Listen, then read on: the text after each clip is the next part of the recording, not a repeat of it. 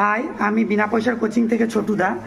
আমার বিনা পয়সার কোচিং এই যে বাচ্চাগুলো দাঁড়িয়ে আছে 150 জনের মধ্যে এই কটা বাচ্চা আর কয়েকজন আছে, এগুলো হচ্ছে অসহায়। অর্থাৎ এই বাচ্চাগুলো অনেক আগেই তাদের পিতাকে হারিয়েছেন আর কিছুজন মাকে হারিয়েছেন, মানে তারা সিঙ্গেল প্যারেন্টসের উপর মানুষ হচ্ছে।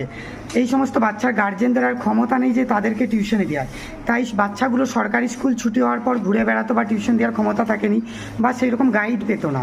আমার বিনা পয়সার কোচিংয়ে এই সমস্ত অসহায় পরিবারের বাচ্চাদের সরকারি স্কুল ছুটি হওয়ার পর তাদের গাইড দেওয়া হয় দুবেলা, অর্থাৎ তাদেরকে শিক্ষা দেওয়া হয় সম্পূর্ণ বিনামূল্যে।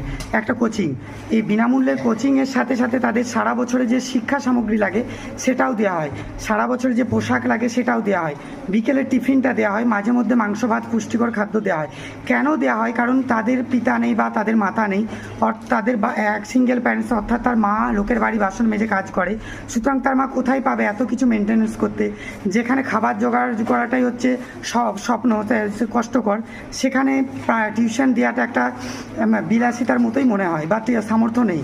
তাই আমাদের বিনা পয়সার টিউশনে এই রকম অসহায় বাচ্চাদের, এছাড়া বিভিন্ন গরিব অসহায় বাচ্চা পায়, 150টা বাচ্চা আছে। এই সমস্ত বাচ্চাদের জন্য আমার এই টিউশন বা বিনা পয়সার কোচিং।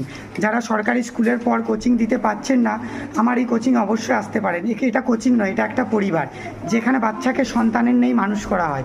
অর্থাৎ স্কুলের পর একটা বাচ্চার যাবতীয় খরচা, যাবতীয় গাইড, তাকে মানুষ করার লক্ষ্যে যা যা দরকার পুরোটাই আমরা চেষ্টা করে থাকি আমাদের সমস্ত কিছু দিয়ে।